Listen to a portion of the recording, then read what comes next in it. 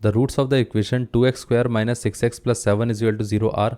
Basically यहाँ पर हमारे पास इक्वेशन दी गई है, अगर हम इसके रूट्स निकालने जाएँ तो वो कितना आता है, x is equal to minus का b plus minus root over of d by 2 times of a। और इसी के बेसिस पे हम चेक कर सकते हैं कि यहाँ पर रूट्स कैसे रहेंगे।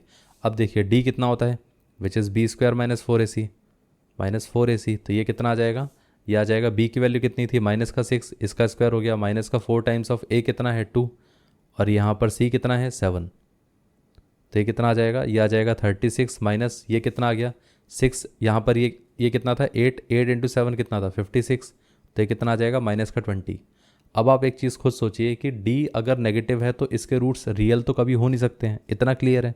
क्यों नहीं हो सकते हैं, क्योंकि जब हम इसके रूट्स लिखने जाएंगे तो वो कितना आएगा minus of minus 6 by 2 times of a which is 2 times of 2 plus minus root over of minus का 20। अब सोचिए कि रूट्स क्या आते हैं, ये आ जाएगा 6 plus minus root over of minus का 20 बाय 4। अब किसी भी नंबर के अंदर अगर रूट में नेगेटिव आता है तो वो रियल तो है नहीं, तो मतलब ये रियल वाला पार्ट तो हो नहीं सकता है। अब इस नंबर को एक्चुअली में कहा जाता है इमेजिनरी नंबर। ऐसे नंबर्स जिनका रूट नेगेटिव रहता है, मतलब रूट के अंदर जो नंबर नेगेटिव रहते हैं उनको हम कहते हैं इमेजिनरी नंबर। इतना क्लियर है, इमेजिनरी नंबर।